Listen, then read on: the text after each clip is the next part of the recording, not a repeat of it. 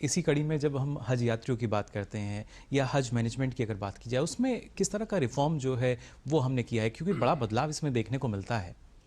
दुनिया में इस वक्त भारत जो है दूसरी सबसे बड़ी आबादी वाले मुस्लिम मुल्क है जी। इंडोनेशिया के बाद। और अगर अभी हम सेंसस अगर नया किया तो मुझे लगता है कि इंडोनेशिया और भारत में लगभग बराबर मुसलमानों का संख्या होगा। जी। तो इतना बड़ा मुसलमानों का संख्या है, तो यहाँ से जो हज जाते हैं ये हमारे लिए बहुत चुनौती है। साल भर उम्रा के लिए तो जाते रहते हैं, जी। लेकिन हज जो है वो एक पीरियड होता है, उसमें जो हज के लिए जाते हैं उसके लिए हमने ट्रांसफॉर्मेशन काम किया है। जी। प्राइम मिनिस्टर साहब का कहना है कि हर एक भारतीय को, देश में हो विदेश में हो, कोई समस्या का हल अगर जरूरत है तो सरकार को आगे आगे करना पड़ेगा। जी। तो हज के लिए हमने कई कार्यक्रम किए हैं, कई रिफॉर्म्स किए हैं, छोटे छोटे स्टेप से लेकर के बड़ा स्टेप।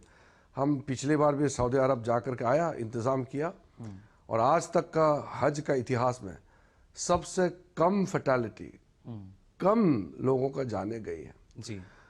और इस बार का जो हज प्रिपरेशन के लिए मैं गई अभी सऊदी अरब में, हमने बायलैटरल एमओयू करके आया है।